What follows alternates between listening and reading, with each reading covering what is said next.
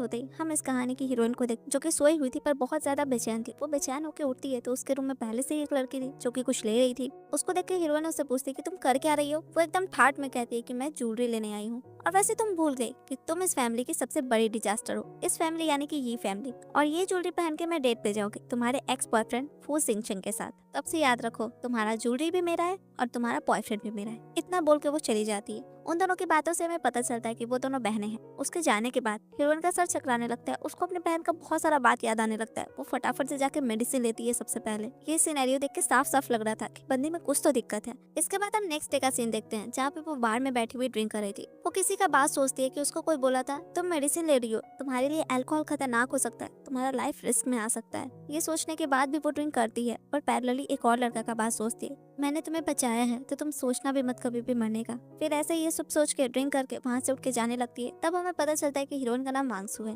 उसको ऐसा जाता देख के उसके पीछे ही बैठ के एक आदमी बोल रहा था कि जिंग चेंग की जो एक्स है, अगर वो मुझे सेड्यूस करती भी ना तो भी मैं उसकी तरफ देखता नहीं। ये बात वो सुन लेती है। ऑब्वियसली जिंग चेंग की एक्स तो वही थी। वो उसके पास जाती है और उसके ऊपर वो जो ड्रिंक कर रहा था वो बॉटल उठा के पूरा डाल देती है और बोलती है निकलो मेरे बाहर से। अब ऑब्वियसली उसके इस हरकत से तो उसको बहुत गुस्सा आता है। वो लड़का पूरा बॉटल उठा लेता है उसको मारने के लिए, पर एम टाइम पे इस कहानी की हीरो आके उसको बचा लेते हैं। वो लड़का तो इतना गुस्सा में था तो वो हीरो को भी कहीं छोड़ने वाला था। वो उनपे भी बॉटल लेके भिड़ जाता है। तो एक आदमी उसको रोकता है कि तुम जानते नहीं हो ये कौन है, ये जाओ हयांग है। जाओ फैमिली की इकलौते वारिस, मतलब सियांग शांग के सबसे वेल्दी फैमिली में आते हैं ये सुन के वो लड़का अपना हाथ रोक लेता है और साथ में हायोंग से कहता है कि आप जानते नहीं है इसको, ये लड़की ऐसे ही करती है सभी के साथ, इसकी बातों में मत आइएगा। वो ये सब बोलते ही रहता है कि वांगसू काइंड ऑफ हायोंग को सीड्यूस करने लगती है, मतलब थोड़ा सा चिपका चिपकी टाइप्स, और कहती है कि हम लोग प्राइवेट रूम में चल सकते हैं, मुझे एक चांस दीजिए आपको खुश करने का। इतना बोल के वो उनको लेके ऊपर चली जाती है। ऊपर जाके जैसे ही वो उसको किस करने वाले रहते हैं वो मुंह फेर लेती है। तब वो समझ जाते हैं और उससे पूछते हैं यूज कर रही थी मेरा। वो बोलती है ये सब चीज को इतना सीरियसली मत लीजिए। इस बात पे वो बोलते हैं कि मैंने जो बोला था मैं मीन करता हूँ उस चीज को।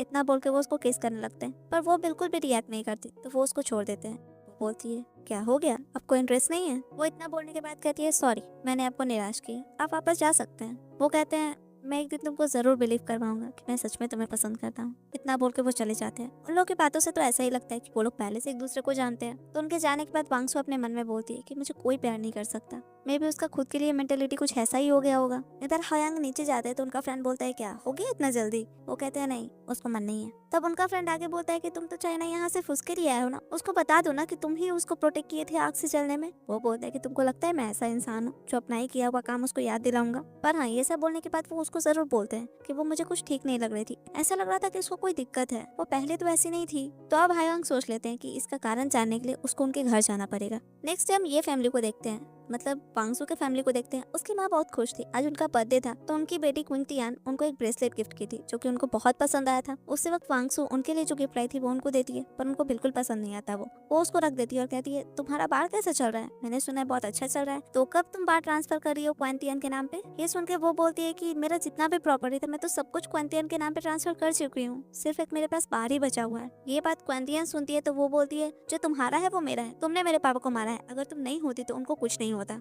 इस बात पे वांगसू बोलती है कि पापा की जान मुझे बचाने में नहीं गई है। इस बात पे वांगसू की माँ उसको थप्पड़ मार के कहती है तो तुम्हारे कहने का क्या मतलब है, तुम्हारे पापा की जान क्विंटियान को बचाने में गई है क्या। अब इस बात पे तीनों में बहस होने लगता है। तो वांगसू बोलती है ठीक है, आपको लगता है ना कि आपने मेरे लिए बहुत कुछ किया है, तो मैं बार भी अब क्विंटियान के नाम पे ट्रांसफर कर दूंगी, उसके बाद आपके फैमिली से मेरा कोई लेना देना नहीं होगा। इतना बोल के वो वहाँ से जाने लगती है। जैसे ही गेट खोलती है वहाँ पे बुके लेके हायोंग खड़े थे। उनको देख के वो जल्दी जल्दी आंसू पोंछती है तो वो कहते हैं तुम रो रही थी। वो पूछती है आप क्या कर रहे हैं। वो कहते हैं आज मिसेस जी का बर्थडे है ना तो मैं उनसे मिलने आया था। इतना बोल के वो अंदर जाते हैं, मिसेस जी को बुके देते हैं। सबसे पहले भागते हुए उनके पास क्विंटियान आती है उनका हालचाल पूछने के लिए। तो हालचाल पूछने के बाद वो आती है वांगसू के पास उसको बोलने के लिए कि जा रही थी ना तो जल्दी जाओ, मुझे यांग से बात भी करना है, एक बार मेरा इससे सब कुछ हो जाता है तो मैं तुम्हारा बॉयफ्रेंड तुमको लौटा दूंगी। ये बात सुन के वांगसू बोलती है तुम क्या बोल रही हो, आज माँ का बर्थडे है ना तो मैं इतनी जल्दी कैसे जा सकती हूँ। इतना बोल के वो हायोंग के पास जाती है, उसका हाथ पकड़ के कहती है आप बहुत सोचते हैं मेरे बारे में, आज मैं आपको ट्रीट देना चाहती हूँ। वो भी कहते हैं ठीक है। तो अब वो लोग खाना खाने के लिए बैठते हैं। क्विंटियान उनको खुद से सर्व करने लगते हैं, ये बोल के कि ये डिश वो खुद बनाई है। इस बात पे वांगसू बोलते हैं कि हायोंग ये खाना नहीं खाते। हायोंग उसको देखते हैं और कहते हैं हाँ सही बोल रही है वांगसू। तब क्विंटियान हायोंग से बोलती है कि आपको जाने वक्त मैं आपको छोड़ दूंगी जाऊंगी। अब इस बात को काटते हुए वांगसू कहती है कि हायोंग आज नहीं जाएंगे घर। तो वो फिर से वांगसू का सपोर्ट करते हुए कहते हैं हाँ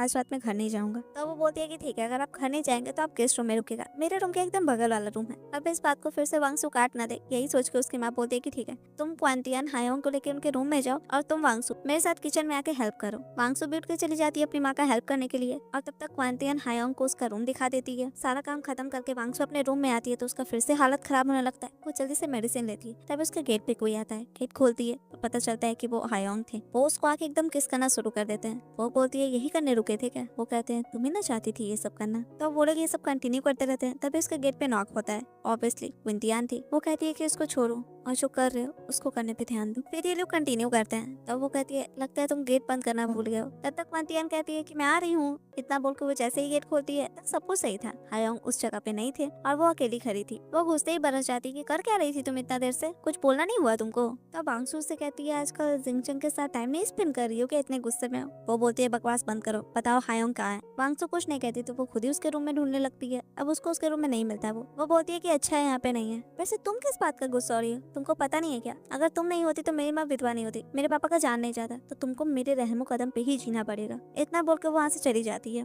उसके जाते ही वांगसू का हालत फिर से खराब होने लगता है। तभी हायोंग बाहर आते हैं और उससे कहते हैं तुम्हारी बहन तुमको बुली करती रहती है। वो बोलते है कि नहीं, एक्चुअली वो बस मुझसे गुस्सा है, पर तुम ये सब छोड़ो, तुम जाओ यहाँ से। वो बोलते हैं मुझे फिर से यूज की ना तुम। वांगसू बोलती है सॉरी। ये सुन के वो उसको अपने गोद में उठाते हैं और सीधे लेके जाके बेड पे सुला देते हैं। वो उसको फोरहेड पे किस करते हैं एंड देन कहते हैं तुम आराम से सो, मैं तुम्हारे साथ कुछ नहीं करूंगा। उसको भी ये चीज अच्छा लगता है। वो भी आंख बंद करके सोने की कोशिश करने लगती है। नेक्स्ट डे मॉर्निंग में वांगसू अपने रूम से बाहर आती है तो क्विंटियन उसको देख के बोलती है गुड मॉर्निंग। ये सीन कुछ फेमिलियर जैसा नहीं लगता? ये बात वांगसू जैसे ही सुनती है वो पास्ट का एक सीन सोचती है कि एक बार ऐसे ही वो सुबह में उठ के आई थी इसके रूम में, इसका गेट नॉक की थी तो वो निकल के उसको वापस से गुड मॉर्निंग विश की थी और कहती एक्चुअली कल मैं तुम्हारे बॉयफ्रेंड के साथ सो गई थी। वो सब बातें बड़ी इतरा के बोलती है जैसे पता नहीं कौन सा ऐसा काम कर रही हो। तभी पीछे से भागता हुआ उसका बॉयफ्रेंड आता है। वांगसू ये देख के क्वांटियन पे हाथ भी उठाने लगती है और उसका बॉयफ्रेंड रोक लेता है और वांगसू कहता है कि इसको कुछ मत बोलो, सारी गलती मेरी है। ये सब सोच के वांगसू वहाँ से जाने लगती है तो उसको देख के क्वांटियन कहती है तुम जानना नहीं चाहोगे मैं हायोंग के कमरे से कैसे बाहर आ रही हूँ? वो बोलती है इससे मुझे कोई लेना देना नहीं है। तो अब उसके इतना कहने पर भी क्वांटियन कहाँ ही चुप रहने वाली थी। वो अपना कहानी सुनाने लगती है कि मैं जानती हूँ तुम कल रात हायोंग को क्यों रोकी थी। तुम कल हायोंग को रोकी थी उसको सीड्यूस करने के लिए, पर एक्चुअली मैं उसके साथ सेक्स मैं की हूँ। तो अब तो तुमको समझ में आ ही गया होगा कि वो तुमको बिल्कुल पसंद नहीं करता है। वांगसू उसकी ये सब बातें सुन के जाने लगती तो वो फिर उसके आगे आ जाती है उसको और सुनाने के लिए कि अब से जिंगचंग और हायोंग दोनों मेरे हैं। और प्रूफ के तौर पर वो दिखाती है कि हायोंग उसको वीचैट पे ऐड किए हैं। वांगसू ये देख के उसका फोन ही ऊपर से फेंक देती है और सीधे उसका गला पकड़ के कहती है कि तुमको क्या लगता है सारे लड़के जिंगचंग की तरह होते हैं क्या? पर नहीं, हायोंग ऐसा नहीं है। तुम बोल रही हो कि कल रात तुम उसके सेक्स की, पर एक्चुअली जब तुम गेट नॉक कर रही थी ना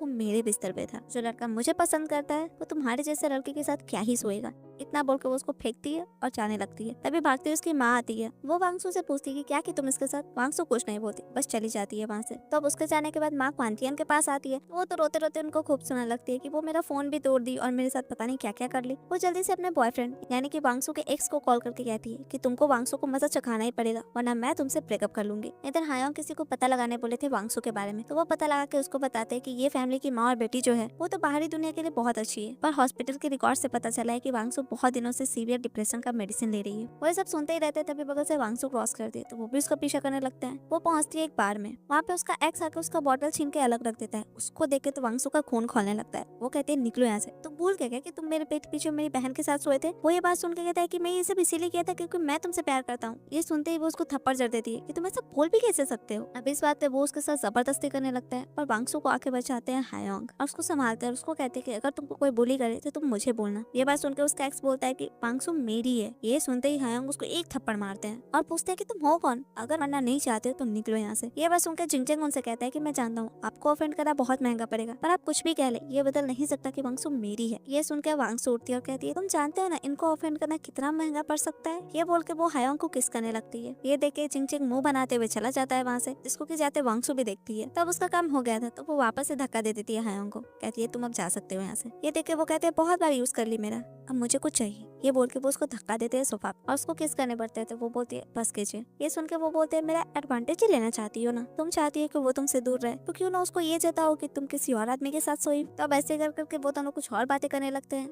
जिससे कि हायोंग को पता चलता है कि वो घर नहीं जाने वाली है। तो वो पूछते हैं कि घर नहीं जाओगी क्या। वो कहती है मेरा कोई घर नहीं है। तो वो बोलते हैं कि तुम मेरे घर चलो। ये बोल के वो उसको गोद में उठा के अपने घर लेके आते हैं एंड देन अपने बेडरूम में लेके जाते हैं, जो कि उनके घर का एक आदमी भी देखता है। वो उसको अपने रूम में लेके आते हैं। बहुत ज्यादा ही ड्रंक थी। वो उतर के जाके ऐसे ही तलमलाते हुए जाती है नहाने के लिए। वो अंदर नहाते रहती है, तब तक उसका बैग बाहर नीचे गिरा हुआ था। वो उसके बैग में एक मेडिसिन देखते हैं तो वो उसको रख लेते हैं। इधर ये नहा के आती है, फिर भी नशा में थी, एकदम तलमला रही थी और आके हायोंग से चिपकने लगती है। वो बोलती है तुम मुझे छोड़ोगे नहीं ना। अब वो तो चाहते ही नहीं थे उसको छोड़ना, तो वो भी उसको किस करने लगते हैं। वो लोग कुछ आके करते, तब तक उनके गेट पे वही आदमी आके कुछ बोलता है। वो लग जाते हैं उसको आंसर देने में, तब तक ये सो जाती है। अब नेक्स्ट मॉर्निंग जब उसका नींद खुलता है तो हायोंग वैसे ही उसके बगल में सोए हुए थे। वो कहती है आप मुझे यहाँ लेके आ गए। वो बोलते हैं हाँ, तुम्हें तो घर नहीं जाना चाह रही थी। वो कहती है मैं बहुत ड्रंक थी तो कुछ भी बकवास कर रही थी। तो ये सब बात करने के बाद वो उसको कपड़ा देते हैं जो कि वो उसके लिए खरीद के लाए थे। वो लेके जाने लगती है तो वो कहते हैं कहाँ जा रही है। बोलती है ऑब्वियसली घर जा रही हूँ। वो बोलते हैं रुको मैं तुमको तुम्हारे घर छोड़ देता हूँ। वो कहती है कुछ ज्यादा ही नहीं केयर कर रहे आप मेरा, अगर मेरे प्यार में पड़ गए तो। वो बोलते हैं कि अगर कहूँ सच में पड़ गया तो। वो कहती है आप ये बातें इसलिए बोल रहे क्या क्योंकि मैं आपके लिए सोई नहीं तो आप मुझसे सेटिस्फाइड नहीं हुए। ये बात बोल के वो जाने लगती है तो वो कहते हैं हमारे पास ना पत्थर का दिल है। वो बोलते हैं आप गलत बोल रहे हैं, मेरे पास दिल ही नहीं है। इतना बोल के वो चली जाती है वहाँ से। तो वो कमरे से तैयार होकर बाहर आती है तो उसको हायोन की माँ मिलती है। वो कहती है मैं हान की माँ हूँ, तुम उसकी गर्लफ्रेंड हो ना, क्या नाम है तुम्हारा, लंच के लिए रुक जाओ। बोलती है सॉरी आंटी आप मुझे गलत समझ रही हैं। इतना बोल के वो चली जाती है वहाँ से। अब इसका मतलब तो उनको समझ नहीं आता तो वो बुलाती है अपना बेटा को। वो कहती है क्या चल रहा है, तुम इसको गुस्सा दिला दिए क्या। वो बोलते हैं अब इसको मेरा और केयर नहीं चाहिए। इतना बोल के वो अपना रूम लॉक करके फिर से अंदर चले जाते हैं। तो अब उनको वही आदमी बताता है कि कल एक्चुअली जब ये इस लड़की को ला रहे थे तो ये लड़की बहुत ज्यादा ड्रंक लग रही थी। अब ये सुनकर माँ सोचती है कि ये कोई ड्रंक लड़की का गलत फायदा उठाने के लिए लाया था क्या। नहीं ऐसा नहीं हो सकता है। तब वो उसी आदमी से पूछती है कि किस फैमिली की है ये लड़की। ये बात सुनकर वो कहते हैं कि कुछ दिन पहले हायन बता रहे थे कि वो मिसेस ई का बर्थडे सेलिब्रेट करने के लिए ये फैमिली में गए थे और रात भर वहाँ रुके भी थे, तो हो सकता है ये फैमिली की बेटी हो। ये बात सुनकर माँ बोलती है ठीक है हमारे घर पे कुछ दिन बाद पार्टी होने वाला है ना, तो तुम इस पार्टी का इन्विटेशन ई फैमिली को भी देना और स्पेशली ये कहना कि मैं उनके घर की बेटी को बहुत पसंद करती हूँ, तो वो उसको भी लेके आए यहाँ पे। इधर हायोंग उस मेडिसिन के बारे में पता लगा लिए थे तो पता चलता है कि वो डिप्रेशन का मेडिसिन है। तो वो फिर अपने आदमी को कहते हैं कि आप पता लगाओ कि वांगसू कौन से हॉस्पिटल से साइकोलॉजिकल ट्रीटमेंट ले रही है। इधर वो घर आती है तो उसकी माँ सबसे पहले उसको यही बोलती है कि बात ट्रांसफर करो क्वेंटियन के नाम पे। वो भी साइन कर देती है उन पेपर्स पे। वो पेपर साइन करने के बाद वांगसू बोलती है अब तो हो गया ना और कुछ। वो कहती है ऐसे कैसे, मुझे तुम्हारे को ज्वेलरी चाहिए। वांगसू बोलती है अब मुझे रॉब करने का सोच रही हो क्या। वो कहती है नहीं एक्चुअली तुमको पता नहीं है, मिसेस आओ हमारी फैमिली को अपने घर पे इन्वाइट किए पार्टी के लिए और वो मुझे बहुत पसंद करती है, स्पेशली मुझे इन्वाइट किए वहाँ आने के लिए। दोस्तों मैं बता दूं कि मिसेस साओ हायोंग की मम्मी है क्योंकि उनके नाम में भी साओ हायोंग ही था, अगर आपको याद हो तो। ये बात सुनकर वो कहती है मिसेस साओ तुमको पसंद करती है। वो बोलती है बिल्कुल। इस बात का आंसर उसकी माँ देती है कि हाँ एक बार हायोंग का इससे शादी होने दो, उसके बाद इस जगह के सबसे रिच वुमन तुम्हारी बहन बन जाएगी। मैं तुम्हारे लिए भी कोई थर्ड रेट का लड़का देख के तुम्हारा शादी कर दूंगी, तुम चिंता मत करो। ये बात ऑफ कोर्स वांगसू को अच्छा नहीं लगता। तो वो बोलती है कि आपको क्वांटियन को इतनी रिच बनाना है मेरे लिए बस ये। वो बोलती है तो और क्या, यही डिजर्व करती है, तुमने अपने पापा का जान लिया है। वो तो मेरा शुक्र करो कि तुम्हारे नाम पे अभी भी ये फैमिली का बेटी बेटी का टैग लगा हुआ है, वरना हो कौन तुम। तो बस जो मिल रहा है उसमें खुश रहो। इतना बोल के उसकी माँ अपनी बेटी को लेके चली जाती है, इट मींस क्वांटियन को लेके चली जाती है। तो इसके बाद अपना खराब मूड लेके वो चल जाती है गन शॉट प्रैक्टिस करने के लिए। वहाँ पे उसको हायोंग भी देखते हैं। वो याद करते हैं जब वो डॉक्टर से मिले थे तब डॉक्टर उनको बताए थे कि वांगसू का कंडीशन काफी सीरियस है, उसका हमेशा मूड खराब रहता हुआ, इंटरेस्ट भी नहीं रहता हुआ किसी चीज को करने का, और मोस्ट इम्पोर्टेंट अब उसको खुद को खत्म करने का भी ख्याल आता होगा। वो ये सब सोच के उसकी तरफ बढ़ते ही रहते हैं तभी उसके पास उसका एक्स आ जाता है। वो कहता है कि तुम्हारी माँ ने तुमको घर से निकाल दिया ना, तो तुम कहाँ रहोगी अब से, मैंने तुम्हारे लिए घर ढूंढ दिया है। इस बात पे वांगसू बोलती है तुम मुझे घर क्यों देना चाहते हो। वो कहता है तुम बिलीव करो मेरा, मैं तुम्हारी हेल्प करूंगा उससे तुम्हारा सारा प्रॉपर्टी वापस लेने के लिए। इस बात पे वांगसू कहते हैं कि तुम कैसे वो सब प्रॉपर्टी लोगे, तुमको क्या लगता है कुंतियान तुम्हारे हाथों में है। तो ये तुम्हारा सिर्फ गलत फहमी है, वो बस अमीर बनना चाहती है, एक बार तुमसे अमीर उसको कोई मिल गया तो वो तुमको डंप कर देगी। उन दोनों की बातों से हमें ये भी पता चलता है कि उसका एक्स पुलिस ऑफिसर है। वांगसू इतना बोल के जाने लगती है तो वो फिर उसका हाथ पकड़ के उसको रोकने लगता है। अब वो सीधे गन तान देती है उसके सर पे। उसका हालत देख के तो ऐसा ही लग रहा था कि वो शूट कर देगी, पर उस टाइम आराम आराम से उसके पास हायोंग आते हैं उसको संभालने के लिए। धीरे धीरे उसका हाथ नीचे करते हैं ये समझाते हुए कि तुम्हारा जिंदगी इसकी जिंदगी से बहुत इंपॉर्टेंट है। वो भी ये सब सुनते रहती है, उसको हक करते हैं, इतने से उसको काम डाउन करने की कोशिश करते हैं और उसके एक्स वहाँ से जाने के लिए कहते हैं। उसके बाद वो उसके हाथ से लेके गन रख देते हैं। देन उससे कहते हैं कि मैंने कहा था ना अगर तुमको कोई बुली करे तो तुम मुझे कहना। वो कहती है आप मुझे सिंपैथी देने आए हैं, मुझे कोई जरूरत नहीं है। ये बात सुन के वो उसको बोल देते हैं बहुत एहसान फरामोश हो तुम। अब ये बात उसको दिल पे लग जाता है। वो उसको फिर समझाने की भी कोशिश करते हैं कि मेरा ये मतलब नहीं था, पर अब बात दिल पे लग गया तो लग गया। वो गरमा के वहाँ से जाने लगती है तभी उसको कॉल आता है उसके फ्रेंड का। वो वो उसको कहती है कि वो पार्टी में है और उसका ड्रेस थोड़ा सा खराब हो गया तो उसके लिए एक नया ड्रेस लाने के लिए और एड्रेस वो सेंड कर देगी। इतने देर में हायोंग उसके पास आ जाते हैं उसको फिर से समझाने के लिए कि मेरा वो मतलब नहीं था। वो कहती है मेरा मूड बहुत खराब है। इस बात पे हायोंग को फिर से डॉक्टर का बात याद आता है कि वो बोले थे उसको और उकसाया मत करो, उसको नेगेटिव लोग से थोड़ा दूर रखो ताकि उसका दिमाग शांत हो पाए। तो ये सब सोचने के बाद वो भी उससे थोड़ा सा दूर हट जाते हैं और वो निकल जाती है वहाँ से। तब यहाँ से सीधे वो जाती है अपने फ्रेंड के पास, वो जो करने आई थी वो करती है, फिर दोनों दोस्त ऐसे ही बातें करने लगती है। देन उसकी फ्रेंड उससे बोलती है कि डिनर स्टार्ट ही होने वाला है तो मेरे साथ नीचे चलो। आप सबको जान लेना चाहिए कि रियलिटी में लैंग्वेज ज्वेलरी की सीईओ है कौन। इस बात पे वांगसू बोलते है कि नहीं अभी नहीं, अगर मेरी माँ का बस चले तो वो मुझसे हर एक चीज छीन ले, तो अभी मेरा कंडीशन ऐसे भी कुछ सही नहीं है तो अभी नहीं। इतना बोल के वो वहाँ से चली जाती है। वहाँ से बाहर जाते रहती है तभी उसको कुंतियान देख लेती है। वो बोलती है तुम यहाँ क्या कर रही है, तुमको कौन इन्वाइट किया मिसेस साओ के डिनर पार्टी में। ऐसे ही कर करके वो वांगसू का बहुत दिमाग खाने लगती है। तभी मैं वांगसू की फ्रेंड आके कुंतियान को कहती है कि तुमको कौन बोला मिसेस साओ ने इसे इन्वाइट नहीं किया। ये वो इतना ही बोलती है कि वांगसू उसको रोक लेती है और कहती है अगर मैं नहीं गई यहाँ से तो क्या कर लोगी तुम। अब इस बात पे कुंतियान इधर उधर देखती है एंड देन बहुत पोलाइटली उससे बोलती है कि वांगसू ये मिसेस साओ का पार्टी है तो तुम यहाँ लड़कों को सीड्यूस नहीं कर पाओगी। इस बात पे वांगसू की फ्रेंड भड़क जाती है कि वो यहाँ मेरा हेल्प करने आई थी, तुम ऐसा क्यों बोल रही हो कि वो लड़कों को सीड्यूस करती है। अब इस बात पे वो जरूर सुराने क्वांतियन की दोस्त आ जाती है। वो वांगसू के फ्रेंड को बोलती है कि तुम तो खुद लड़कों को सीड्यूस करती हो तो तुम्हारे साथ वांगसू है तो वो भी तो यही करती होगी। वो लोग इस सब बातें बोलती तो है, साथ में हाथ भी उठाने लगती है जिसको कि बचाते हैं हायोंग। उनको देख के क्वांतियन बड़ा खुश हो जाती है कि आप आ गए। हायोंग तो गार्ड्स को बुला के उसको एक थप्पड़ लगवाते हैं ताकि उसको अकल आए, पर उसको अकल इतना जल्दी कहाँ से आने वाला था। ये सब हजर चल ही रहा था तभी उसकी वहाँ मम्मी भी आ जाती है और अपनी माँ को देख के क्विंतियन वहीं जोर जोर से चिल्लाने लगती है कि तुम मेरे साथ कितना कुछ कर दिया, तुमने मेरे पापा को मार दिया, मेरे साथ ये कर दिया वो कर दिया, बहुत चिल्लाने लगती है जिसको कि हायोंग तो चुप करवाते हैं। साथ में उसकी माँ भी बोलती है कि ठीक है दो बहनों की लड़ाई है तो रहने दो। उसके बाद वांगसू को कहती है कि क्विंतियन से माफी मांगो। तो अब वांगसू क्विंतियन से अपने तरीके से माफी मांगती है, उसको एक थप्पड़ जड़ के। इस बात पे फिर माँ बेटी में एक बार झड़क शुरू हो जाता है। तभी वहाँ पे हायोंग की मम्मी आ जाती है और वांगसू को देख के बहुत खुश हो जाती है। वो कहती है तुम आ गई, तुम्हारा आउटफिट बहुत अच्छा लग रहा है। ये देख के क्विंतियन बोलती है आप शायद गलत समझ रही है। इस बात पे हायोंग की माँ उसका हाथ झटकते हुए बोलती तुम हो कौन। वो बोलती है आपने ही तो मुझे इन्विटेशन दिया था और मेरी माँ को बोला था स्पेशली मुझे यहाँ लाने के लिए। अब इस बात को उसकी माँ भी शेयर करती है कि हाँ आपने ऐसा कहा था क्योंकि यही तो मेरी बेटी है, ये क्विंतियन। इस बात पे हायोंग की माँ वांगसू से कहती है कि एक्चुअली मैं गलत समझ ली थी शायद, तुम्हारा क्या नाम है, मैं तो तुम्हें बुलाना चाह रही थी। वो कहती है ये वांगसू, मैं भी ये फैमिली की ही बेटी हूँ। अब एक ही फैमिली की दो बेटी का ड्रेसअप इतना अलग था, ये देख के मिसेस साओ को भी थोड़ा सा अजीब लगता है बट वो इस बात पे कुछ कहती रही फिलहाल। तब ये दो माँ बेटी तो इन्वाइटेड थी नहीं यहाँ पे, तो वो दोनों वहाँ से जाने लगती है। और जाते जाते क्विंतियन वांगसू के कान में जरूर कहती है कि अगर तुम हायोंग को ले भी लो ना मुझसे तभी तुम ये फैमिली की कातिल जरूर रहोगी। इतना बोल के वो चली जाती है वहाँ से। पर इस बात से वांगसू का हालत जरूर खराब होने लगता है जो कि उसकी दोस्त देखती है। वो जल्दी से उसका हाथ पकड़ लेती है। हायोंग की माँ हायोंग को बोलती है कि इन दोनों का ध्यान रखो। हायोंग वांगसू के पास आते ही है कि वो अपनी फ्रेंड से कहती है कि तुम कुछ बोल रही थी ना मुझे करने के लिए। इस बात पे हायोंग उससे कहते हैं कि तुम क्यों मुझसे छुपने की कोशिश कर रही हो। अब उसकी फ्रेंड बोलती है कि नहीं एक्चुअली सच में कुछ काम है। तो इतना बोल के वो अपने दोस्त को लेकर वहाँ से चली जाती है। अलग जाके वांगसू की फ्रेंड उससे पूछती है कि तुम दोनों का कैसा रिश्ता है। वो कहती है कोई रिश्ता नहीं है, बस मैं उसके साथ सोई नहीं ना इसलिए ऐसे कर रहा है। तो अब वो कहती है मुझे लगा वो सीरियस है। वो बोलती है ऐसा कुछ नहीं है, वो सीरियस नहीं है। वो लोग ये सब बातें कर ही रही थी तभी उसको एक वेट्रेस आके कहती है कि तुमको मिसेस साओ बुला रही है। तो वो वहाँ जाके उनको ढूंढने लगती है पर उसको वहाँ पे ना ही हायोंग मिलते हैं ना ही उनकी माँ मिलती है। मिलता है बस एक किडनैपर जो उसको बेहोश करके एक रूम में लेके चला जाता है। अब रूम में उसका हालत बहुत ज्यादा खराब होने लगता है। अब उसको लगता है कि हायोंग उसको ड्रग्स दिए हैं। वैसे ही हिलती डिलती वहाँ से बाहर जाने लगती है तभी उसको हायोंग आके पकड़ लेते हैं। फोन पे खूब गुस्साने लगती है और वो उसको पकड़ के किस करने लगते हैं। अब हालत तो उसका भी कुछ ठीक नहीं था तो वो उनको नहीं रोकती। तो अब वो किस करने के बाद कुछ इनडेप्थ करती पर वो उसको रोक लेते हैं। वो कहते हैं तुम हमेशा मुझको खुद से दूर करती हो ना, मैं नहीं चाहता कि कल होके तुम फिर से मुझे खुद से दूर कर दो। वो बोलती है कि मुझे बस चाहिए, मैं नहीं करूंगी आपको मुझसे दूर। तो अब बस हायोंग को इतना ही तो उसके मुंह से सुनना था तो वो लोग फिर शुरू हो जाते हैं। ऐसे ही करके उनका पूरा रात बीतता है। अब नेक्स्ट मॉर्निंग जब वो उठती है तो वो रात का सीन सोचती है जिससे कि हमें पता चलता है कि हायोंग को पता चला कि ये उसका फर्स्ट टाइम था। तो वो ये सब सोचते रहती है तभी उसके पास हायोंग आते हैं और सबसे पहले उसको प्रूफ दिखाते हैं कि वांगसू के इस हालत का जिम्मेदार वो नहीं थे। वो उसको एक फोटो दिखाते हैं जिससे कि उसको पता चल जाता है कि ये सारा कार्ड उसके खुद के फैमिली वाले किए हैं। ये जानने के बाद वो उनसे पूछती है तो आप यहाँ क्या कर रहे थे, वो इंसान को आना चाहिए था ना जो वो लोग अरेंज किए थे। इस बात पे वो बोलते हैं कि अगर मैं नहीं आता तो तुमको एंटीडोट कौन देता। वैसे वो तीनों लोग जो कि इस प्लान में शामिल है वो बगल वाले रूम में है। तो वांगसू बोलती है कि क्या सोचे हैं, क्या करना है उन लोग के साथ। वो कहते हैं कि जैसा तुम बोलो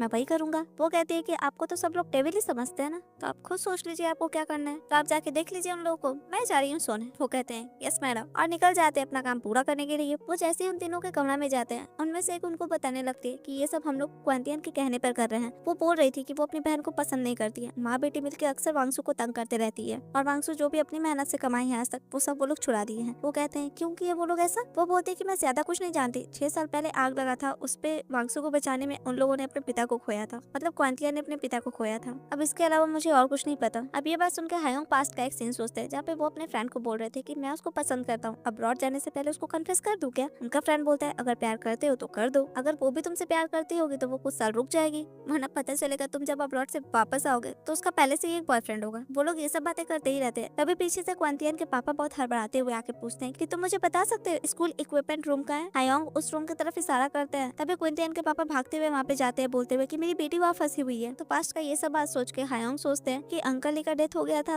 वांगसू को बचाने के लिए, इसीलिए माँ बेटी दोनों मिलकर उस पर गुस्सा निकालते हैं। ऐसा है क्या? वो ये सब सोचते रहते हैं। तभी वो लड़की बोलती है हम जा सकते हैं क्या। वो अपने आदमी को कहते हैं कि इन तीनों को निकट करके मीडिया को इनका फोटोज दे देने के लिए। इस तरीके का पनिशमेंट देके वो निकल जाते हैं वहाँ से वो सीधे जाते हैं वांगसू के पास। वो सोई हुई थी, उसके पास वो बैठ के सोचते हैं कि तुमको भी ऐसा ही लगता है ना कि तुम तुम्हारे पापा की कातिल हो, शायद इसीलिए तुम्हारी माँ बहन तुमको इतना परेशान करती रहती है और तुम कुछ नहीं बोलती, और इतनी बातें हमेशा सुन के तो कोई भी डिप्रेस्ड हो जाएगा। थोड़ी देर बाद वांगसू का नींद खुलता है तो उसको अपने इधर उधर हायोंग नहीं दिखते हैं। वो सोचती है कि शायद वो चले गए होंगे। ऑफ कोर्स चले ही जाएंगे ना, ये रुक के क्या करेंगे। वो भी रेडी वेडी होकर बाहर आती है। हायोंग उसको मिल जाते हैं। वो कहते हैं रात भर से खाना नहीं खाई हो, चलो पहले खाना खा लेते हैं। वो लोग अब खाना खाने के लिए बैठते हैं। हायोंग उसको एक डिश ट्राई करने के लिए देते हैं। उसको बहुत अच्छा लगता है। वो कहते हैं कि ये मैंने खुद से बनाया है तुम्हारे लिए, बहुत सारा ऑनलाइन ट्यूटोरियल्स देख के मैंने बनाया है। ऑफ कोर्स माँ ने मेरी हेल्प की है, बट फिर भी। ये सारी बातें सुन के वांगसू से पूछते हैं कि आप मेरे से इतना अच्छा बिहेव क्यों कर रहे हैं। वो कहते हैं मैंने कहा था ना मैं तुम्हें पसंद करता हूँ, मैं तुम्हारे साथ रहना चाहता हूँ। ये सुन के वो खड़ी हो जाती है और कहती है मेरे साथ इतना अच्छा बिहेव करने की आपको कोई जरूरत नहीं है। ये सुन के हायोंग बोलते क्यों हमेशा तुम मुझे खुद से दूर करते रहती हो। वो कहती है मैं डरती हूँ, अगर मुझे आपसे प्यार हो गया तो मैं फिर खुद को रोक नहीं पाऊंगी, और फिर एक दिन आपको मुझसे प्यार नहीं रहा तो क्या होगा मेरा। वो कहते हैं ऐसा कुछ नहीं होगा, मैं हमेशा तुमसे प्यार करूंगा। वो बोलते हैं नहीं ऐसा नहीं होता, मेरे पेरेंट्स भी मुझसे प्यार नहीं करते हैं। वो बोलते हैं कि ऐसा क्यों बोल रही है, तुम्हारे पापा की जान तुम्हें बचाने में गई है ना, वो तुमसे प्यार करते थे।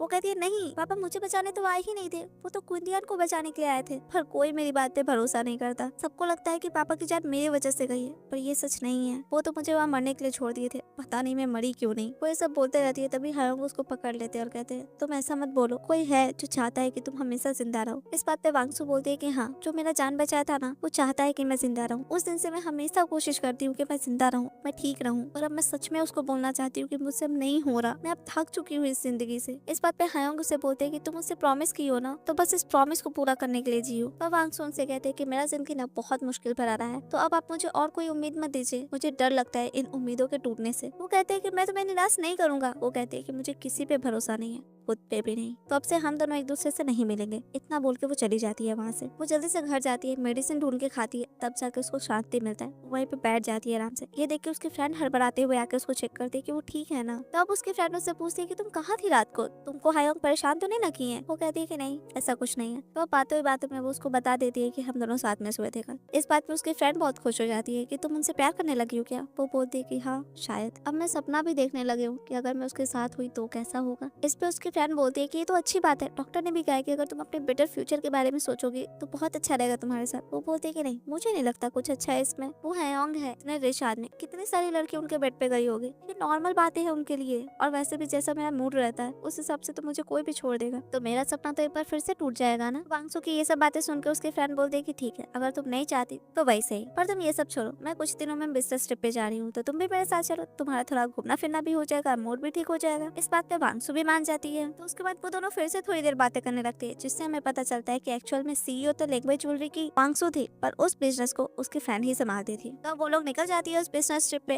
हाँ जाने से पहले वांगसू हायोंग का नंबर और मैसेजेस सबको ब्लॉक जरूर कर देती है। ये बात तो हायोंग को भी पता चल जाता है, पर वो सोच लेते हैं कि चाहे तुम कितना भी मुझसे दूर हो जाओ मैं तुमसे दूर नहीं होऊंगा। ये सब सोच के वो आराम से उसका पीछा करते हैं, मतलब जहाँ तक वो जाती है उसके पीछे पीछे वो भी पहुंच जाते हैं। तो वांगसू और उसके फ्रेंड एक पार्टी में पहुंचते हैं जहाँ पे लू ज्वेलरी का ऑनर आके वांगसू से खुद का इंट्रोडक्शन देने लगता है, उसको अपने बारे में बताने लगता है, अपना कार्ड देने लगता है। तो उसका कार्ड लेते हैं हायोंग और उस आदमी को खूब सारा सुना देते हैं। वो बोलता है कि तुम हो कौन? मैं इस लेडी से बात कर रहा था ना कॉपरेशन के लिए, तुम बीच में क्यों आ गए? वो बोलते हैं कि ऑफ कोर्स मेरी वाइफ से कोई कॉपरेशन का बात करेगा तो मुझे तो बीच में आना ही पड़ेगा। अब ये बात सुनकर वो आदमी चला जाता है। वांगसुन पे बहुत भड़क जाती है कि मैंने कहा था ना हम नहीं मिलेंगे आपसे, क्यों आ गए आप यहाँ? इतना बोल के वो जाने लगती है तो वो उसका हाथ पकड़ लेते हैं। एक उसको रोकते हैं और कहते हैं तुम मुझ पे भरोसा नहीं कर पा रही हो इसीलिए मुझे रिजेक्ट कर रही हो ना, पर मेरे पास इसका उपाय है जिससे कि तुम्हें मुझ पे भरोसा हो जाएगा। पर वो था क्या? तो वो कहते हैं हम शादी कर लेते हैं। वो बोलती है शादी के बाद डिवोर्स नहीं होता क्या? वो कहते हैं कि हाँ इसका भी मेरे पास उपाय है। वो एक डॉक्यूमेंट उसको दिखाते हुए कहते हैं कि अगर हम दोनों का डिवोर्स हुआ तो मेरा सारा प्रॉपर्टी तुम्हारा हो जाएगा। ये सुनकर वो कहते हैं कि आप करना क्या चाहते हैं? वो बोलते हैं मैं तो बस तुमको प्रपोज कर रहा हूँ। वो कहती है कि मैं इस प्रपोजल को रिजेक्ट करती हूँ तो अब मुझे आप परेशान मत कीजिए। इतना बोल के वो वहाँ से आगे जाती है और एक आदमी से टकरा जाती है जिसकी वजह से उसका सूज गंदा हो जाता है। वो आदमी उससे माफी तो मांगता है पर साथ में उसको WeChat पे ऐड करने के लिए भी कहता है। ये बात हायोंग भी सुनते हैं। वो उसके पास आते हैं और कहते हैं बहुत कम बार हम लोग एक दूसरे को किस किए ना, तुम कितना शर्माती हो। इतना बोल के वो उसको किस कर लेते हैं। उनको दूर करती है। बाकी लोग भी ये चीज देखते हैं। हायोंग उससे बोलते हैं कि मैं तो बस सबको बताना चाहता हूँ कि तुम मेरी हो। इतना बोल के वो उसको अपने गोद में उठाते हैं एंड लेके ऊपर जाते हैं सबसे दूर। वहाँ ले जाके वो फिर भागने का कोशिश करती है पर वो जाने नहीं देते एंड देन अगेन स्टार्ट कर देते हैं उसको किस करने का। उसके बाद कहते हैं तुम भी मुझे पसंद करती हो, क्यों मुझे हमेशा खुद से दूर करते रहती हो? वो बोलती है हाँ मेरे पास भी डिजायर है, मैं लड़कों को चेंज भी कर सकती हूँ। इस बात पे वो फिर उसको किस करते हैं। तो अब उन दोनों का ये किस का सिलसिला खत्म होने के बाद वो उनसे कहती है कि वैसे मैंने आपका प्रपोजल एक्सेप्ट नहीं किया है अभी तक। वो बोलते हैं कि ठीक है मैं एक स्टेप पीछे जाता हूँ, हमें अब एक दूसरे से प्यार की बातें करनी चाहिए। सबसे पहले तो तुम मुझे अपने फ्रेंड लिस्ट में ऐड करो। वो कहती है माफ कीजिएगा मैं अपना फोन नहीं लेके आई। इस पे वो हंसते हुए उसका फोन निकालते हैं उसके बैग से और खुद से खुद को अनब्लॉक करते हैं। अब इस बात पे वो उन पे गरमाती तो वो उसको किस कर लेते। वो फिर कुछ बोलती वो फिर उसको किस कर लेते। वो कहते हैं जितनी बार मुझे कुछ बोलोगे ना मैं तुम्हें किस ही करूंगा, तो अगर तुम चाहती हो कि मैं तुम्हें किस करता रहूं तो बस मुझे सुनाते रहो। तो वो कहती है कि ठीक है आप मेरे लिए मिडनाइट स्नैक और ब्रेकफास्ट पूरा वैसे ही बनेगा जैसे आपने बनाया था। मैं भी देखती हूँ आप कितना कर पाते हैं, अगर आप कर लेते हैं तो फिर ठीक है वरना मैं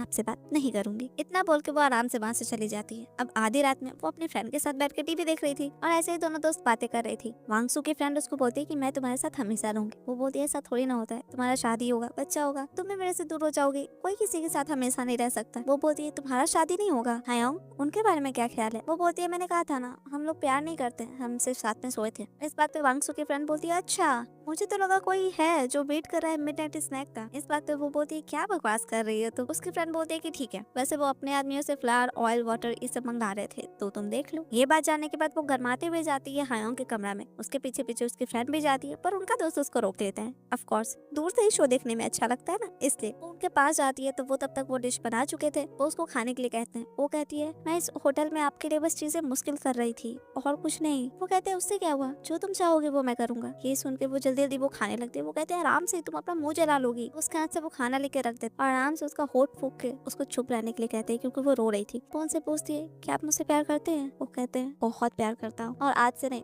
बहुत दिनों से करता हूँ। वो ये सब बोलते ही रहते तभी उनके फोन पे फोन आने लगता है। वो एक बार काटते हैं फिर आता है। फोन उनकी माँ का था तो वांगसू बोलती है उठा लेने के लिए। वो अचानक से फोन उठा के कहती है क्या हो गया माँ? माँ कहती है कि कल रात क्या हुआ था? वो कहते हैं अगर आप चाहती है कि अगले साल तक आपका पोता या पोती हो जाए बस कॉल रखिए। वो कहती है हाँ ठीक है। वो रख देती है फोन। ये बातें सुन के वांगसू भी हंसने लगती है। तो वो फोन रख के फिर से अपना प्रपोजल कंटिन्यू करते हैं कि मैं तुमसे सच में प्यार करता हूँ। उनकी ये बातें सुन के वांगसू उनको हक करती है एंड देन कहती है आप बैठिए। वो कहते हैं किस हक से, बॉयफ्रेंड के या फिर दोस्त के या फिर कुछ भी नहीं। वांगसू कहते हैं कि आप एक बार फिर से सोच लीजिए, अगर आप मेरे हो गए ना तो उसके बाद अगर आप मुझे धोखा दीजिएगा तो हम लोग साथ मरेंगे। वो कहते हैं मैं सोच लिया हूँ, जिएंगे और मरेंगे दोनों साथ में, ये प्रॉमिस है मेरा। इतना बोल के वो उसको किस करने लगता है। इन दोनों को किस करता देख के वो दोनों भी बहुत खुश हो जाते हैं और एक्सीडेंटली उन दोनों में भी किस हो जाता है। तो वो दोनों भी साथ में ही रात स्पेंड करते हैं। तो अब तो ये लोग बस शुरू ही हो जाते हैं, जहाँ चाहे वहाँ शुरू हो जाते हैं। वैसे ही कर करके ये दोनों थोड़ा पर्सनल टाइम स्पेंड कर रहे थे और उन दोनों के ऐसे हंसते मुस्कुराते बातें कुंतियान देखती है। वो सोचती है अंदर जाके तमाशा करने का, पर नहीं। वो उसको कॉल करती है एंड कहती है तुम जानती हो ना हायोंग को मैं पसंद करती हूँ तो तुम उसके साथ ऐसे घूम भी कैसे सकती हो? इतना बोलने के बाद वो फिर उसको वही सब सुनाने लगती है कि तुम हमारी फैमिली के साथ ये की वो की फलाना ढिमकाना की।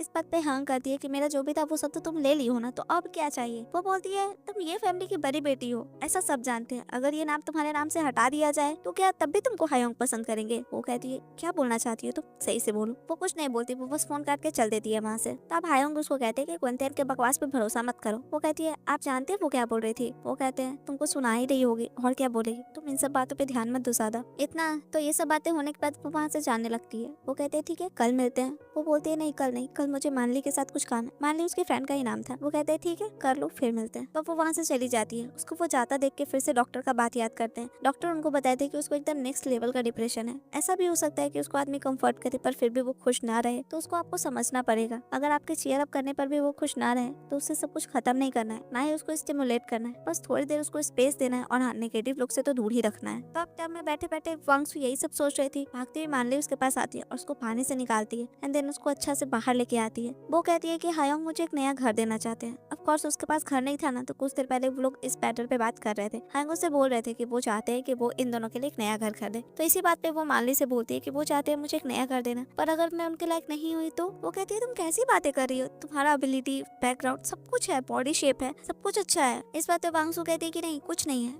मेरे पास सिर्फ बैचलर डिग्री है, ना ही मैं उतनी सुंदर हूँ, ना ही मेरे पेरेंट्स मुझसे प्यार करते हैं, मतलब मेरा बैकग्राउंड भी अच्छा नहीं है। क्विंटियन भी तो यही बोल रही थी ना। मानली कहती है तुम उसकी बातों पे क्यों भरोसा करती हो, वो कुछ भी बोलती है। वो बोली उसके पापा का चांद तुम्हारे वजह से गया, पर ऐसा था क्या, नहीं था ना। ऐसे ही बातें कर करके मानली उसको कंफर्ट करने का ट्राई करते रहती है, पर वो नहीं होती। तो मानली उसको कहती है कि कल हम लोग साइकियाट्रिस्ट के पास चलेंगे। वो बोलती है मैं अपनी कंडीशन जानती हूँ, कल हम लोग ड्रिंक करने चलेंगे, मुझे बहुत मन कर रहा है ड्रिंक करने का। मानली भी कहती है कि ठीक है फिर। तब नेक्स्ट डे वांगसू वहीं पे थी, वो ऑलरेडी बहुत ड्रंक थी। वो देखती है हायोंग और कुंतियन साथ में बैठे हैं। उसके बाद हमें उन दोनों के पास का ही सीन दिखाया जाता है। कुंतियन को हायोंग बोलते रहते हैं कि तुम मुझसे दूर रहो, मैं तुम्हारी बहन का पति हूँ। इतना पे वो फिर से अपना बकवास स्टार्ट कर देती है कि आप सही में मेरी बहन के साथ रहना चाहते हो, वो ये है वो है। वो कहते चुप रहो और उसका रेपुटेशन मेरे सामने खराब करने की कोई जरूरत नहीं है। और ऐसे ही कर करके वो उसको खूब सुना देते हैं। वांगसू का अच्छा है तो उसके सामने बताते ही है, खास करके उसका बुराई भी उसी के सामने गिनवा देते हैं। वो उठ के चली जाती है वहाँ से। इधर वांगसू बहुत ड्रिंक करने लगती है। मानली उसको रोकती है ड्रिंक करने से, पर तभी उसका फोन आ जाता है तो वो अर्जेंट था तो उसको वहाँ से जाना पड़ता है। पर जाते जाते मानली एक लड़का को बोलती है कि वांगसू का ध्यान रखने के लिए, अगर सही से ध्यान रखा तो वो उसको टिप भी देगी। तब मानली के वहाँ से जाने के बाद वांगसू के बगल में वो लड़का आके बैठ जाता है कि अब ड्रिंक और मत करो, चलो हम लोग डाइस खेलते हैं। इधर मानली को वहाँ से निकलते और वांगसू को डाइस खेलते क्वांतियन भी देखती है। तो अंदर वांगसू का वो लड़का और ड्रिंक नहीं करने देता, तो वो तो पूरा बॉटल उठा के बाहर चल देती। वैसे ही लड़खड़ाती हुई तो अब क्वांतियन उसको पकड़ के उसको एक रूम में लेके आती है खींचते हुए जबरदस्ती, और उसको खूब सुनाने लगती है कि मैं भाइयों के बदले तुम्हें मजा चखाने आई हूँ। वो बोलती है तुम हायोंग से भी चिपक रही थी ना, क्या हुआ, वो खुश नहीं हुआ तुमसे। ये सुनकर उसको बहुत गुस्सा आ जाता है और वो उसका सर फोड़ देती है। इतना तो वो करती है, साथ में उस जगह पे आग भी लगा देती है। अब अल्कोहल तो था ही वहाँ पे और लाइटर वो खुद ली हुई थी। ये चीज वांगसू जैसे ही रियलाइज करती है, उसको पास्ट का बात याद आता है कि जब वो लड़का जो उसको बचाया था वो बोला था कि मैं चाहता हूँ अब तुम जिंदा रहो। ये बात सोचकर वो खुद में कहने लगती है कि नहीं मुझे जीना है। इधर डर के मारे भागती हुई क्विंतियन जा रही थी, तभी वो टकराती है हायोंग से। वो उनको देख के कहती है मैंने कुछ नहीं किया और भाग जाती है। बाकी के लोग भी हल्ला करने लगते हैं तब तक कि यहाँ पे आग लगा है। ये बातें सुन के हायोंग जल्दी से जाते हैं वहाँ पे। वो जैसे ही उसके पास जाते हैं उसको याद आता है कि जब एक बार पहले भी आग लगा था तो जो लड़का उसको बचाने आया था वो और कोई नहीं हायोंग ही थे। वो उसको उठा के बाहर लेके आते हैं, जल्दी से हॉस्पिटलाइज करते हैं। तो अब डॉक्टर उसका ट्रीटमेंट करके हायोंग को बताते हैं कि उसका हाथ वाथ थोड़ा सा चल गया पर उसके हेड में कुछ ज्यादा ही सीरियस इंजरी है। ये देख के डॉक्टर उससे पूछते हैं कि उस जगह पे कुछ अनयूजुअल तुमको दिखा था क्या। वो कहते हैं कि जब मैं वहाँ पहुंचा तो वहाँ आग लगा हुआ था, ये गिरी हुई थी और इसके सिर पे चोट था, साथ में वहाँ पे कांच का बहुत सारा टुकड़ा भी था। ये बातें सुनकर डॉक्टर कहते हैं कि हो सकता है इस पे कोई अटैक किया हो और तब आग लगाया हो। इट मीन्स इसको कोई जानबूझ के मारना चाह रहा है। ये जैसे ही हायोंग को रियलाइज होता है वो वहाँ से जाने लगते हैं। तब डॉक्टर उनको रोक के बोलते हैं कि आपका फ्रेंड ऑलरेडी केस कर चुका है और उस लड़की को अरेस्ट भी कर लिया गया है। डॉक्टर इतना उनको बताते जरूर है पर डॉक्टर जहाँ पे हाथ रखे थे वहाँ पे उनको दर्द हो रहा था, तो पता चलता है कि वो इंजर्ड है, उनको वहाँ पे बहुत ज्यादा चोट लगा था। तो डॉक्टर फिर उनका भी ट्रीटमेंट कर देते हैं। तब ये सब होने के बाद वहाँ पे हायोंग के फ्रेंड और मानली भी आ जाते हैं। वो लोग उनको भी कहते हैं थोड़ा सा रेस्ट कर लेने के लिए क्योंकि चोट तो उनको भी लगा था। वो कहते हैं कि नहीं वो अब अपनी वांगसू के पास ही बैठना चाहते हैं क्योंकि वो उसे 10 सालों से प्यार करते थे और अब फाइनली वो उसके बॉयफ्रेंड बने हैं, तो अब वो उसे दूर होना नहीं चाहते। और जो कि डॉक्टर कहे हैं कि उसके हेड में इंजरी है, तो अगर वो उठ के उनको नहीं पहचानी तो तब उनकी ये 10 साल की प्रेम कथा मानली को भी पहली बार ही पता चला था। तो वो उनको कहती है कि ठीक है मैं मानती हूँ कि आप इससे बहुत दिनों से प्यार करते हैं, पर आपको अपनी फ्रेंड की बात भी माननी चाहिए, आप जाके एक बार चेकअप करवा लीजिए, मैं हूँ ना इसका ध्यान रखने के लिए। तो वो भी चली जाते हैं चेकअप करवाने। इतने में होश आने लगता है वांगसू को, वो सारा बात उसको याद आने लगता है। दिन उसको रियलाइज होता है कि जब पिछली बार भी वो आग में फंसी हुई थी तो उसके पापा ने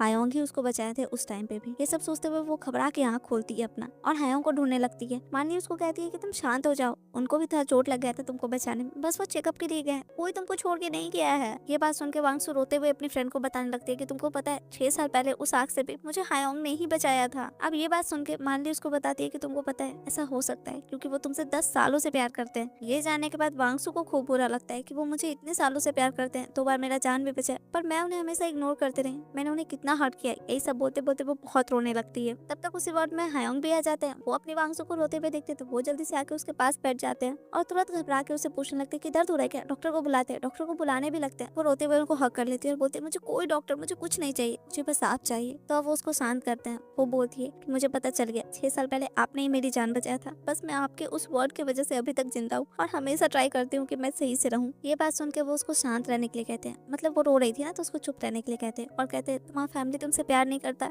इसी बात का तुमको रिग्रेट होता है ना, पर मैं तुमसे करता हूँ, मैंने हमेशा तुम्हारी जान बचाई है। ये बात जान के वो हायोंग से कहती है हो सकता है मैं ये फैमिली की बेटी ना हूँ, मैं कोई अनाथ हूँ, अगर ऐसा हुआ तो आप फिर भी मुझे प्यार करेंगे। इस बात पे वो बोलते हैं कि मुझे फर्क ही नहीं पड़ता तुम्हारे बैकग्राउंड से, मैं तुमसे प्यार करता हूँ, तुम जो हो मैं उससे प्यार करता हूँ, मुझे कोई मतलब नहीं और किसी भी चीज से। उनके मुंह से ये सारी बातें सुनने के बाद वो उनको जोर से हक कर लेती है और कहती है मैं आपसे बहुत प्यार करती हूँ। हायोंग को भी बहुत अच्छा लगता है उसके मुंह से ये सुनना। तो अब इसके बाद वो उसको शांत करवा के सुला देते हैं। तभी उनका फ्रेंड आके उनको बताता है कि ये सारा कांड क्विंटियन की है, वही बॉटल से वांगसू के सर पे मार दी थी और वहाँ पे आग भी लगा दी है। ये बात सुनकर हायोंग कहते हैं वो पूरी जिंदगी जेल में सड़नी चाहिए। तब ये सुनने के बाद उनका फ्रेंड कहता है कि क्विंटियन की माँ उससे मिलना चाहती है, बहुत रिक्वेस्ट कर रही है। इस बात पे वो बोलते हैं कि सबसे पहले उनको बोलो जितना भी प्रॉपर्टी वो वांगसू से ली है वो सब उसको वापस करने के लिए। इस बात पे उसका फ्रेंड बोलता है कि ठीक है माँ ही है ना, उसके कर देगी, उसको मारना थोड़ी ना चाहती थी। वो कहते हैं कि नहीं, वांगसू उस फैमिली की अपनी बेटी नहीं है, वो अडॉप्टेड है, इसीलिए तो वो वांगसू के साथ ऐसा बिहेव कर रहे हैं जिसकी वजह से वांगसू कितनी ज्यादा डिप्रेस रहती है। तो अब हायोंग को जानना था कि वांगसू को ये फैमिली अडॉप्ट क्यों किया। यही बात पूछने के लिए वो अपने फ्रेंड को कहते हैं कि उनको शेनवू यानी कि क्विंटियन की माँ से बात करना है तो वो अरेंज कर दे। तो अब थोड़ी देर बाद वो दोनों मिलते भी है। क्विंटियन की माँ कहती है कहाँ है वांगसू। इस पे वो कहते हैं कि वांगसू आपसे बात करना नहीं चाहती है। वो कहती है कि क्विंटियन उसको जलाने का कोशिश नहीं कर रही थी, वो दोनों बहनें हैं तो किस बात का वो खुन्नस निकाल रही होगी उस पे। ये सुन के वो उनको बोलते हैं क्या सच में दोनों बहनें हैं, और अगर है तो आप सच बताइए, क्या आप वांगसू को अपनी बेटी की तरह ट्रीट करती हैं। इस बात पे वो बोलती है क्या बोल रहे हैं आप, पूरा सिटी जानता है कि वो हमारे फैमिली की बड़ी बेटी है और वैसे भी उसके पापा की जान उसी को बचाने में तो गई है। इस बात पे हाँ कहते हैं रहने दीजिए, आप भी जानती हैं कि उसके पापा की मौत क्विंटियन को बचाने में हुई है, तो अब मुझे बस ये जानना है कि आपने उसे अडॉप्ट क्यों किया। तो इतना सुनने के बाद क्विंटियन की माँ भी कहती है ठीक है, अगर आप इतना कुछ जानती है तो मैं आपसे और कुछ भी नहीं छिपाने वाली। हाँ ये सच है कि वांगसू हमारी बेटी नहीं है, वो एक अनाथ है जिसको हमने अनाथ आश्रम से उठाया था। फिर हमें पता चलता है कि उन दोनों की ये सारी बातें अंदर से वांगसू भी सुन रही थी। इधर क्विंटियन की माँ अपना बोलना चालू रखती है। वो उनको बताती है कि मेरा हालत बहुत खराब रहता था, बहुत कष्ट से क्विंटियन जन्म ली थी। जब वो जन्म ली थी तब उसको कंजेनिटल लुकेमिया था, उसको एक बोन मैरो चाहिए था। वो इतना ही बोलती है कि हायोंग समझ जाते हैं कि वो लोग वांगसू को बोन मैरो के लिए ही अडॉप्ट किए थे। क्विंटियन की माँ इस बात को कंफर्म भी करती है। वो कहती है हाँ वांगसू जब 2 साल की थी तब वो हमारे फैमिली में आई थी। हम लोग वेट कर रहे थे जब तक बोन मैरो ट्रांसप्लांट पूरा न हो जाए, पर हमने सोचा था कि एक बार ये ट्रांसप्लांट हो जाएगा तो हम उसको वापस रखाएंगे। पर जब हॉस्पिटल में ये बोन मैरो ट्रांसप्लांट सक्सेसफुल हुआ तो उसका इंटरव्यू हुआ और वो टीवी पे चला। तो अब हायोंग समझ जाते हैं कि लोगों के पब्लिक ओपिनियन की वजह से उन लोगों को वांगसू को अपनी बायोलॉजिकल बेटी डिक्लेयर करना पड़ा। ये बातें सुनकर उसकी माँ बोलती है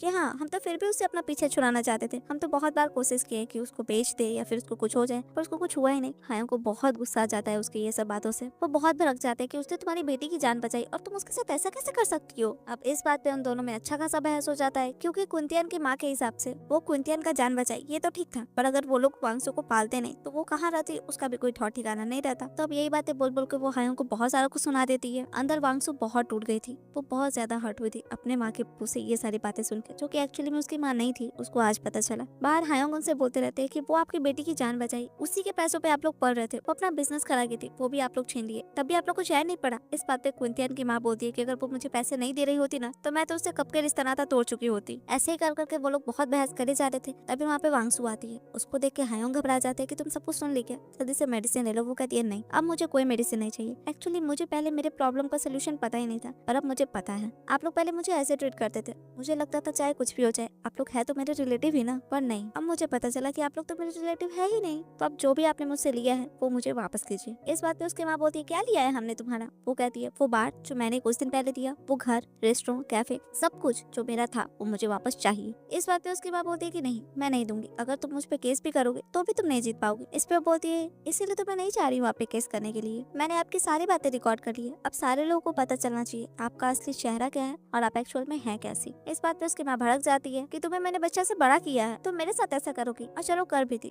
तो तुमको क्या लगता है सब लोग तुम्हारी बात पे बिलीव करेंगे। वो कहती है ट्राई करके देख लेते हैं ना। इस बात पे फिर वो उस पर चिल्लाने लगती है कि चाहे तुम कुछ भी कर लो तुम जैसे भिखारी का बात कोई भी नहीं मानेगा। तब आगे बढ़ के हाँ कहते हैं और मेरा क्या मेरा बात का क्या। तो अब उनको देख के वो थोड़ा सा सहम जाती है। वो कहती है ठीक है मैं तुमको सारा कुछ वापस कर दूंगी, पर एक शर्त पे, तुमको क्विंटियन को बाहर निकालना पड़ेगा जेल से। वो कुछ नहीं बोलती तो उसकी माँ बहुत रिक्वेस्ट करने लगती है कि तुम दोनों बहन थी, साथ में खेली हो कूदी हो, है ना तेना, बहुत कुछ ऐसा याद दिलाने लगती है। एकदम घुटनों के बल बैठ के उससे रिक्वेस्ट करने लगती है। उसको कहती है कि तुम भूल गए क्या, मैं तुम्हें पहाड़ों पर लेके जाती थी, मैं तुम्हें घुमाने लेके जाती थी, प्लेग्राउंड में, एम्यूजमेंट पार्क में। ये सब बातें सुन के वांगसू बहुत गुस्सा जाती है, उन पे हाथ तक उठा लेती है और कहती है आप मुझे वहाँ पे घुमाने लेके जाती थी या फिर मेरा सौदा करने के लिए जाती थी। तो अब जब ये सब करने से बात नहीं बनता तो क्विंटियन की माँ उठ के कहती है ठीक है, अगर तुम नहीं मानोगी तो मैं तुम्हारा सारा प्रॉपर्टी बेच दूंगी, और बात रहा क्विंटियन के बाहर आने का तो वो तो मैं उसे निकाल ही लूंगी। इतना बोल के वो चली जाती है वहाँ से। तब उनके जाने के बाद हायोंग वांगसू को संभालते हैं एंड देन उसको आराम से सुला देते हैं। तब वो अपने फ्रेंड को कॉल करके कहते हैं कि जो भी प्रॉपर्टी पहले वांगसू का था वो सबको तुम फ्रीज करवा सकते हो क्या। वो बोलता है इसमें टाइम लगता है, ऐसे ही थोड़ी हो जाता है। तब वो कहता है कि एक्चुअली जो भी प्रॉपर्टी वांगसू का था वो सब फूजिंग चिंग के नाम पे है। अगर आपको याद ना हो दोस्तों तो फूजिंग चिंग उसका एक्स था। इधर हम क्विंटियन की माँ को देखते हैं, वो फटाफट से सारा प्रॉपर्टी फूजिंग चिंग के नाम कर देती है और उसको बोलती है ये सारा प्रॉपर्टी बेच देने के लिए। वो कहता है कि मार्केट वैल्यू से इन सबका प्राइस 20% कम मिलेगा। वो कहते हैं चाहे कुछ भी मिले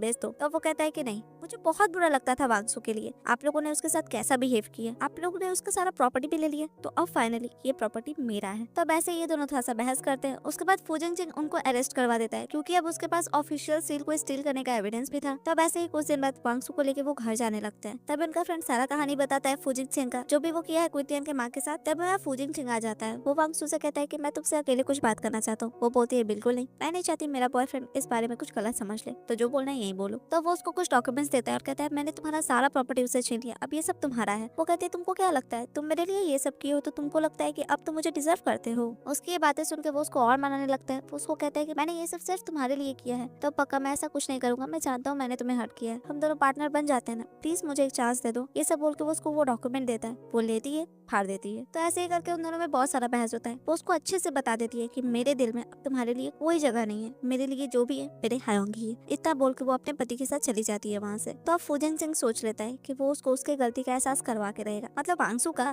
तो वो कॉल करता है क्विंटियन को। इधर हायोंग वांगसू को अपने घर पे लेके आते हैं। वो कहती है अगर मैं यहाँ पे रहूंगी तो कल के हेडलाइन में यही बात आएगा। वो कहते हैं मैं तो ऑफिशियली अनाउंस करने वाला हूँ ये। तो वो लोग ये सब बातें करते ही रहते हैं। तभी उसका ध्यान जाता है खुद के फोटोज पे। वहाँ उसका ढेर सारा फोटोज था, हर एक एज का, हर एक क्लास का, और अब वो फोटो एग्जैक्टली किस टाइप का था ये उसको हायोंग याद दिलाते हैं। तो अब इन सब वजह से उसको भी समझ में आता है कि सच में वो उससे 10 साल पहले से ही प्यार करते हैं। ये सारी बातें समझने के बाद वो सीधे उनको कहती है हम शादी कर लेते हैं ना। इस बात पे वो उसको किस करके कहते हैं हाँ बिल्कुल। तब वो उनको बताती है कि एक्चुअली मैं लैंग्वेज ज्वेलरी की चीफ डिजाइनर हूँ। ये बात उनको शॉकिंग तो लगता है पर वो खुश भी बहुत होते हैं। इधर क्विंटियन और फूजिंग चिंग हायोंग का ऑफिशियल अनाउंसमेंट सुन रहे थे, वही शादी वाला कि वो वांगसू मतलब लैंग्वेज ज्वेलरी की चीफ डिजाइनर से शादी करने वाले हैं। ये न्यूज सुन के क्विंटियन को बहुत गुस्सा आता है। वो तो सीधे चढ़ जाती है फूजिंग चिंग के ऊपर। वो कहती है तुम्हारी वजह से मेरी माँ जेल गई, और उसको खूब सुनाने लगती है। वो कहता है अगर तुम मेरी बात नहीं मानोगे तो तुम भी वहीं जाओगी। तो वो पूछती है क्या करना है मुझे बताओ। वो कहता है मैंने सुना है वांगसू वेडिंग ड्रेस सिलेक्ट करने जा रही है, तो तुम उसको कॉल करके कहो कि उसका कुछ एडॉप्शन का डॉक्यूमेंट्स घर पे है तो वो आके ले ले। मतलब अगर वो जानना चाहती है कि उसके बायोलॉजिकल पेरेंट्स है कौन तो घर पे है। इधर हम वांगसू को देखते हैं जो कि अपना वेडिंग ड्रेस ट्राई कर रही थी। वहाँ पे मानली और उसके हायोंग भी थे। उसी टाइम वांगसू को एक कॉल आता है। वो कॉल और किसी का नहीं क्विंटियन का ही था। तो वो उससे बात करके मानली और हायोंग को बताती है कि क्विंटियन बता रही थी कि उसके एडॉप्शन का कुछ डॉक्यूमेंट्स घर पे मिला है, जिसमें कि पता चल सकता है कि उसके बायोलॉजिकल पेरेंट्स है कौन। इस बात पे मानली उसको कहती है कि हो सकता है ये बहुत बड़ा ट्रैप हो, पर तुम ये सब मत सोचो, आज तुम्हारे लिए इंपॉर्टेंट दिन है, तुम ये ड्रेस ट्राई करो, मैं जाती हूँ वहाँ पे। वांगसू का मन तो नहीं था कि वो मानली को अकेले जाने दे, पर मानली उसको कहती है कि वो संभाल लेगी। तो फिर वांगसू उसको कुछ नहीं बोलती। थोड़ी देर में मानली यहाँ घर पे पहुंच जाती है। उसको घर पे कोई नहीं मिलता है, पर जो मिला था उसको वो कभी एक्सपेक्ट नहीं की थी। उसको वहाँ बेहोश कर दिया जाता है। थोड़ी देर बाद फूजिंग चिंग क्विंटियन को कॉल करके कहता है कि मैंने तुम्हें कहा था वांगसू को यहाँ बुलाने के लिए, मानली को नहीं। यहाँ मानली क्यों बंदी पड़ी है, वांगसू को कॉल करके बुलाओ यहाँ पे। तब क्विंटियन कॉल करके वांगसू कहती कि तुम डरपोक हो क्या जो मानली को यहाँ भेजी, अगर अपनी दोस्त का जान चाहती हो तो यहाँ अकेले आओ, अकेले। क्विंटियन कॉल रखती है। तभी हायोंग सामने से आते हैं। वो अपना दूल्हे का ड्रेस सिलेक्ट कर रहे थे उस टाइम। तो वो कहती है कि आपको वो ट्राई करना चाहिए। तो वो फिर चले जाते हैं दूसरा ड्रेस ट्राई करने के लिए। तब तक ये निकल जाती है यहाँ मानली को बचाने के लिए। तब जब वो बाहर आते हैं तो उनको वहाँ वांगसू नहीं मिलती, तो वो भी आ जाते हैं बाहर। तो अब वो वांगसू का पीछा करने लगते हैं। वो रास्ते में अपने फ्रेंड को बोल देते हैं पुलिस को इन्फॉर्म करने के लिए और बता देने के लिए कि पुलिस को कहाँ आना है। वांगसू सीधे पहुंच के क्विंटियन का गला पकड़ लेती है। वो तो एक ही बार में बक देती है कि वो सारा कांड पुलिस ऑफिसर किया है, मतलब फूजिंग चिंग किया है, वही तुम्हारी फ्रेंड को पकड़ के रखा है और वही मुझे कहा था ये सब करने के लिए, प्लीज मुझे मत मारो। तभी पीछे से भागते हुए हायोंग भी वहाँ आ जाते हैं। इधर तब तक वो भी उसका गला छोड़ चुकी थी। तो वो उसको शांत करते हैं कि थोड़ा ठंडे दिमाग से काम लो, ये तो अपना बकवास चालू ही रखते। तो वो इसको अपने आदमियों से पकड़वा के वहाँ से बाहर भगाते हैं। तब तक क्विंटियन के फोन पे कॉल आता है फूजिंग चिंग का। वांगसू जल्दी से फोन उठाती है। वो कहती है तुम मुझे ढूंढ रहे थे ना, मैं आ रही हूँ वहाँ पे, बताओ कहाँ, मानली को कुछ मत करना। तो वो भी अपना लोकेशन फिर उसको बता देता है। वो वहाँ जाने लगती है तो हायोंग उसको रोक लेते हैं कि मैं भी तुम्हारे साथ चलता हूँ। वो कहती है नहीं, अगर उसको कुछ हो गया ना तो मैं अपने आप को कभी माफ नहीं कर पाऊंगी। वो चली जाती है अकेले, पर अब हायोंग भी अकेले उसको थोड़ी ना जाने दे सकते थे, तो फिर वो भी उसके पीछे पीछे वहाँ पे पहुंच जाते हैं, पर उसको ना दिखे ऐसा। इधर वांगसू जब उसके पास पहुंचती है तो वो अपना हाथ पहले ही काट चुकी थी, और इतना पर भी उसका मन नहीं मानता। वो सीधे अपना गला पे पॉइंट कर लेती है और कहती है मेरे पास मत आना। ये देख के फूजिंग चैन उस पर बहुत गुस्सा जाता है कि तुम हमेशा मेरे लिए चीजें इतनी डिफिकल्ट क्यों कर देती हो। वो कहती है कि बहुत कम लोग हैं जो मुझसे प्यार करते हैं, एक मानली है और दूसरे हायोंग। मैं दोनों में से किसी को हर्ट होते हुए नहीं देख सकती। क्या मुझे इतना भी हक नहीं है कि मैं इन छोटी छोटी खुशी के साथ भी जी पाऊँ? ये बात सुनकर वो कहता है कि मैं तुम्हें हर्ट करने के लिए यहाँ नहीं बुलाया था, मैं तो बस चाहता था हम लोग फिर से सब कुछ शुरू से शुरू करें, और तुम ये क्यों की? वो कहती है कि प्लीज तुम मानली को जाने दो। इतना बोल के वो बेहोश होने लगती है, तभी पीछे से आके उसको हायोंग पकड़ लेते हैं, और इतने में पुलिस भी आ जाता है वहाँ पे, फ्रोजिंग चैन को अरेस्ट कर लेता है, और हायोंग का फ्रेंड भी मानली को आजाद कर देता है। नेक्स्ट डे वांगसू का आँख खुलता है हॉस्पिटल में। उसके पास लेके आते हैं हायोंग उसका फेवरेट खाना, जो कि वो खुद बना के लाए थे। वो कहती है कि आप पूरी जिंदगी मेरे लिए कुक कर सकते हैं? वो कहते हैं बिल्कुल कर सकता हूँ। तो अब उन दोनों के ऐसे ही प्यार भरे मोमेंट पे ये कहानी यहीं पे खत्म हो जाता है। तो दोस्तों आज के लिए बस इतना ही। आपको ये कहानी कैसा लगा आप मुझे कमेंट्स में जरूर बताइएगा। Thank you so much friends for watching this video, and मैं आपसे मिलती हूँ अब नेक्स्ट वीडियो।